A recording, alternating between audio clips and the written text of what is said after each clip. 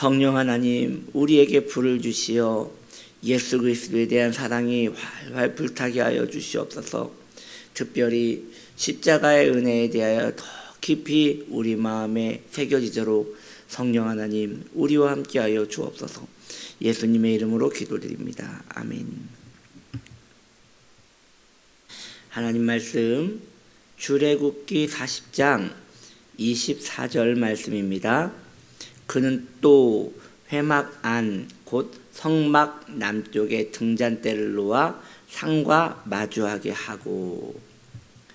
오늘 말씀의 제목은 성소 안의 등잔대입니다. 성소 안의 등잔대입니다.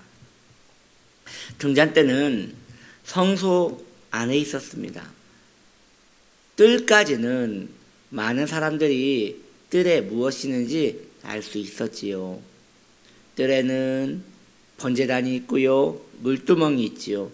그러나 그 후에 들어가는 성소에서는 일반인들이 그 안에 무엇이 있는지 알지 못합니다. 오직 제사장들만 볼 수 있었지요. 등잔대가 성소에 이처럼 숨겨져 있었다는 것은 세상에 숨겨있는 그리스도를 의미합니다. 예수님은 그 자체로 계시가 되십니다. 자연인들도 어느 정도 예수님을 알고 있어요. 그들은 예수님이 4대 성인이라고 알고 있습니다. 로마 정치범으로 몰려 억울하게 죽은 지혜로운 현인으로, 철학가로 이해하고 있습니다. 사랑을 가르친 위대한 스승이라고 이해합니다. 그러나 그것은 예수님에 대하여 너무나 모르는 것이에요. 아주 조금 알고 있는 것일 뿐 그분에 대하여 거의 모른다고 하는 것이 맞을 것입니다. 계시의 빛이 그들에게 비추어지지 않았기 때문에 그들은 예수님을 알지 못하는 것입니다. 여러분 아시지 않습니까? 철학서를 보면요, 소크라테스, 플라톤, 이러한 연대기식으로 철학가들이 나열이 되어 있습니다. 그래서 그들은 어떤 것을 주장했는가, 이런 것들이 나와요. 거기에 보면 철학가들 중에 석가가 나오고요, 그리고 철학가들 중에 예수 그리스도가 나와요. 물론 그 철학서에서는 그리스도가 나오지 않지요. 그냥 예수라고만 나오지요. 그런데 거기에서 설명하고 있는 예수님은 그 공부 많이 한 사람들이 써놓은 예수님에 대한 이야기는 참 가관입니다. 주로 이런 이야기가 써 있어요. 예수는 혁명가였다. 예수는 로마의 정치범으로 힘이 약한 자들을 돌보다가 죽었다. 그 정도뿐이에요. 그리고 더 나아가 이제 기독교도 철학 사상으로 이해하는 사람들이 있어요. 그러면 이 기독교는 무엇이냐?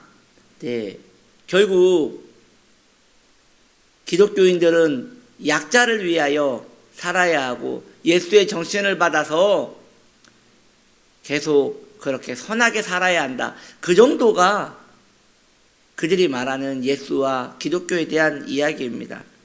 왜 그들은 그렇게밖에 이야기를 할 수 없을까요? 당연한 것이에요. 계시의 빛이 그들에게 비추어지지 않았기 때문에 그 껍데기만 알 수밖에 없는 것이에요. 절대 알 수 없는 것이 바로 이 기독교의 의미인 것입니다. 그렇다면 교회를 오래 다닌 사람들은 기독교에 대하여, 예수에 대하여 제대로 이해를 할 수 있을까요? 또 그것도 아니에요. 왜냐? 그들이 알고 있는 것은 그저 정보만 알고 있죠. 아, 예수님이 십자가에 죽으셨단다. 아, 예수님이 내 죄를 위하여 죽으셨단다. 아, 내 안에 죄가 있단다. 이래가지고 계속 회개만 하는 거예요. 내 안에 죄가 있겠거니 하고 회개하고, 예수님이 죄를 용서해 주겠거니 하고 회개하고, 이렇게 기독교를 회개하는 정도로 이해를 하고 계속 앵무새 마냥 회개만 하는 것이죠. 그래서 전에 성도님 한 분이 저한테 이렇게 질문을 하셨지요. 목사님, 계속 회개를 하라고 하는데 뭘 회개하는지 모르겠어요. 그래서 회개를 뭘 해야 하는지 알려줘도 그것들이 막상 회개하려고 하니 마음에 느껴지지 않아서 회개도 못하겠어요. 근데 그게 당연한 것이에요. 왜냐? 예수는 배워서 믿을 수 있는 게 아니기 때문이에요. 기독교는 배워서 믿을 수 있는 것이 아니기 때문이에요. 말 그대로 믿음이라는 것은 하늘의 은총이기 때문에 이것은 믿어진 자들이 그 믿음 따라 걸어가는 것이고, 예수님을 사랑한 자들이 그 사랑하는 길 따라 나아가는 것이지요. 그러기에 예수의 가족이 아니면, 그 제사장적인 계열의 그 성소 안에 들어간 자들이 아니면 예수님을 알 수 있는 자격은 주어지지 않는 것이에요. 이게 바로 이 등잔 때의 신비인 것입니다. 예수님을 알게 된 자들은 우리 주 예수님이 죄 때문에 오셨다는 것을 알고 있어요. 죄인을 부르러 오셨고, 죄인으로 부름을 받은 자는 그 거룩함의 부르심에 따라가게 되는 것이에요. 그러니 너는 죄인이고 예수님의 보혈이 필요하다, 이러한 구도가 아니라는 것이에요. 주님의 계시의 빛이 비치면 내가 먼저 죄인이라는 걸 알아요. 내가 죄인이라는 걸 안다니까요. 당신은 죄인입니다. 그렇군요 하고 배우는 게 아니라 내가 죄인이라는 것이 올라온다고요. 그러나 이것도, 이 죄에 대한 이야기도 너무 보편적이고 두리뭉실하게 알고 있는 이들이 있어요. 원죄가 있나 보다. 원죄가, 아담이 지은 죄가 내 안에 DNA에, 내 핏줄에 흘러서 내 안에 있나 보다. 그 죄를 용서하라나 보다. 이게 얼마나 대책 없고 답답한 이야기입니까? 그럼 뭘 회개해야 한단 말입니까? 우리 조상 아담의 죄를 회개해야 한단 말입니까? 그것도 아니잖아요. 그러면 일상적으로 내가 거짓말하고 내가 이 땅에서 살아가는 모든 내 삶에 성경에서 위배된 삶을 회개하라나 보다. 여러분, 그걸 회개한들 또 죄 안 짓겠습니까? 그게 무슨 의미가 있겠습니까? 그러한 것들이 아니라는 것이죠. 성경에서 말하는 예수를 믿는다는 것은 내가 주님께 도저히 용서받을 수 없었던 죄인이라는 게 자각되는 것이에요. 내가 예수를 믿을 수 없는 반역자의 계열에 있다는 것을 인정하고 받아들이는 것이에요. 그리고 그 주 예수님의 거룩함이 나의 영생으로 이어진다는 것을 믿고 따라가는 것이에요. 우리 주 예수님은 놀랍도록 세상과, 또 쉽게 말하면 세상뿐만 아니라 교회 안의 세상에서도 가려져 있는 것입니다. 그도 그럴 것이, 성령 하나님이 우리의 이성을 비추시지 않으면 절대 우리는 예수님에 대하여 알 길이 없기 때문입니다. 저는 오늘 말씀을 듣는 여러분들에게 묻고 싶습니다.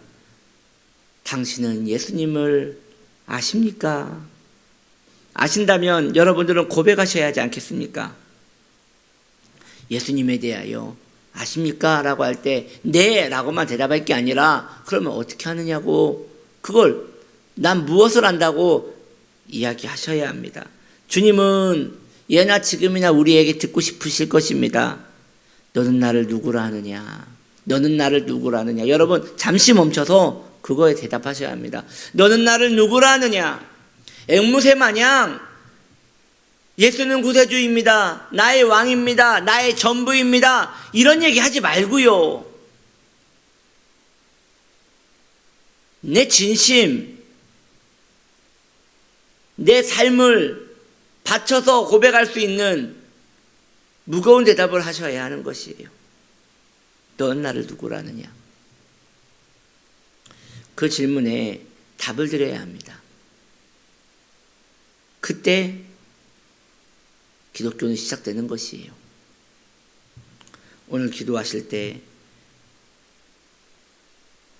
그것에 대한 명확한 답을 할 수 없겠거든 먼저 주님께 여쭈어 보십시오. 당신은 누구십니까? 내가 알고 있는 당신은 누구십니까? 그걸 모른다면 신앙생활은 어둠이며 그저 습관에 의하여 끌려가는 종교생활이 되고 마는 것입니다. 여러분은 예수님이 나의 죄로 인하여 오셨다는 걸 알고 있습니다. 그렇다면 여러분들은 어떤 죄를 지으셨습니까? 어떤 죄를 지으셨기에 그분 하나님의 아들이 죽으실 만큼 얼마나 큰 죄를 지었기에 지금 여기에 있는 것입니까? 그게 깨달아져야지 예수님이 너무도 필요한 자가 되는 것이에요. 이런 본질적인 물음이 있지 않고는 우리는 늘 뱅글뱅글 도는 것이지요. 그래서 이런 지식은 아는 게 아니라 알게 되는 것이라는 말씀이 여기 있는 것이에요. 여러분 잘 들으십시오. 우리는 원래 마귀의 자녀였습니다. 그런데 다시 태어난 거예요. 예수님이 나의 죄를 위하여 죽으심으로 우리의 생명을 가져가 버리셨어요. 그분의 소유로 삼으셨어요. 그리고 예수 그리스도와 우리의 생명을 연결시켜 버리셨어요. 그래서 우린 다시 태어났습니다. 다시 태어난 자는 그때 자신이 얼마나 위험한 존재였는지를 알게 되는 것이에요. 이것이 참 난해한 것이죠. 이 교리가 너무나 단순한데 너무 어려운 것은 내가 택함을 받아야, 내가 부르심을 받아야 내가 죄인이라는 것이 인지가 된다는 것이 문제예요. 그러니 죄인이 복음을 듣고 예수님을 만나는 것이 아니라 예수님께 택함을 받은 자가 자신이 죄인이라는 게 인식이 되고 예수님을 찾게 된다는 것이죠. 여러분, 그러므로 예수님을 아십니까? 라고 묻는 것은 예수님이 당신을 부르셨습니까? 라는 말과 다르지 않은 것입니다. 여러분들은 주님을 얼마나 아십니까? 그 예수님은 지금도 성막에 가려져 있습니다. 택함 받은 자들만 그 어둠에서 그 주님을 볼 수가 있습니다. 우리는 주님을 알게 되어야 합니다. 주님을 만나야 합니다. 주님을 의식해야 합니다. 그 일을 바로 우리 주 성령님이 하십니다. 오늘 한번 기도하시면서 물으십시오. 당신은 누구십니까? 나는 누구입니까? 나는 왜 예수를 믿고 있는 것입니까? 이것에 대한 선명한 답이 여러분 안에 있어야 합니다. 그것이 그저 교리 공부하듯이 배우는 것이 아니라 내 영혼을 진동시키는 진정한 고백이 있어야 할 것입니다. 그렇게 신앙의 깊은 은총 안에 서 있는 저와 여러분 되기를 축복합니다. 기도합니다.